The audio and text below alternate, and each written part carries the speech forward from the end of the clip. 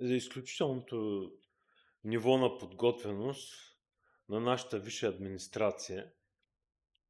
И тук бих искал да направя моя коментар относно делото, което мина срещу КЕВР.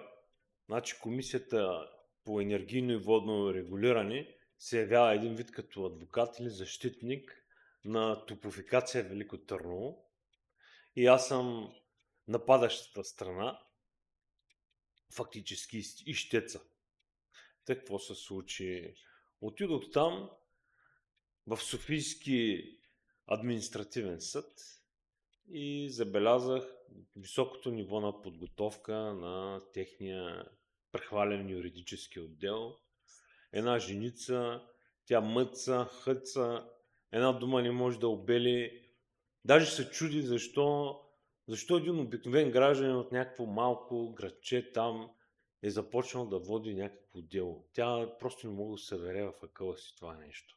Фактически, впечатлението, което ми направи, беше като на едно отглеждано животинче, което цял живот са му отдавали, като овчица. Път, върви там, върви тук, то никога не се е справил с някакъв проблем, никога не е водил едно истинско дело, нито някакви такива вътрешни борби или външни и така нататък да е предизвикателства или нещо от сорта да са му се случвали. Абсолютно никога. Едно праволинейно движение нагоре по иерархията на българската администрация и най-накрая, докато ни се получи този челен сблъсък с реалността. Та фактически нашата администрация на всички нива е изключително некомпетентна и изключително неподготвена. Техният живот е бил от малки култивирани с похлопак, катерят се нагоре по административната стълбица, някои от тях са назначени за бизнесмени и така нататък. И това върви нагоре, нагоре, нагоре до премиер, президент и така нататък. Няма... Тези хора са с съзнание на едно домашно животинче, което не е лошо, нали? Но на него му фърлят храна, казват му там върви, там мочи, то няма инстинкти за самосъхранение. Той има инстинкти да слуша и да си яде зоба и това е. И ако има някакви препятствия, то очаква някаква чужда ръка, нещо на големия господар да дойде и да го спаси. То горкото не може да се справи. Нали? И цялата работа е една фасада. Както на домашно прасе, фасадата му е да е голямо дивел, той няма други инстинкти за самосъхранение. В реалния живот той ще умре. Или домашната крава, или пуйката. Такива са тези животинчета. Култивирани, отглеждани, самосъзнание за някакъв вид отговорност, нали, като държавници. Те нямат.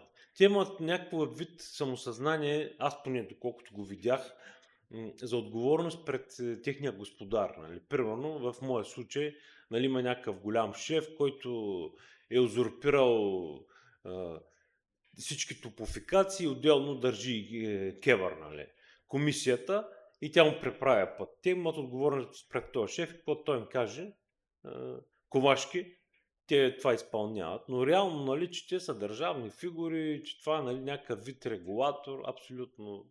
Те нямат това съзнание.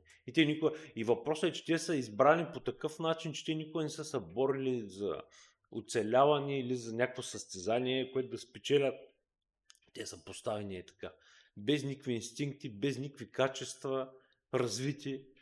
И затова се получи този казус при мене. Аз си исках някакво доказателство, те изобщо няма как да го имат или да го намерят. И делото тръгна в моя посока. И така ще върви. Най-накрая ще стане един обикновен гражданин, нали, от някъде си едно малко градче, победил комисията за енергийно водно регулиране, като заинтересована страна е топофикацията. Нали? Това е толкова грозно, това е толкова гротеско. И тая така адвокатка там, юридическа, тя мъц, ама знаете ли какво ми каза тя? Ама, защото фактически довода им е, че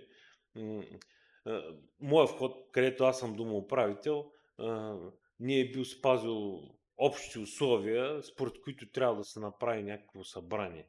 А реално тези общи условия е трябвало да бъдат публикувани от топофикация в някакъв голям вестник, такъв държавен вестник, или някакъв друг, който е национално ниво, не е на местно. Те не са го направили това нещо. И аз казвам, вие искате да се спазват условията, общи условия, обаче те не са влезли в сила, защото според съгласно закона, член 150 алинея 2, няма как да е станало, ако те не са публикувани в някакъв национален вестник. И регулаторката каза, ама то не е наша работа да ги публикуваме. Аз казвам, ама ваша работа да проверите дали са публикувани. И тя вика, ми те ли? И съдиката вика, ми да. И аз искам да ги видя тези условия. Представете ли са колко са некомпетентни тези хора, абсолютно некомпетентни.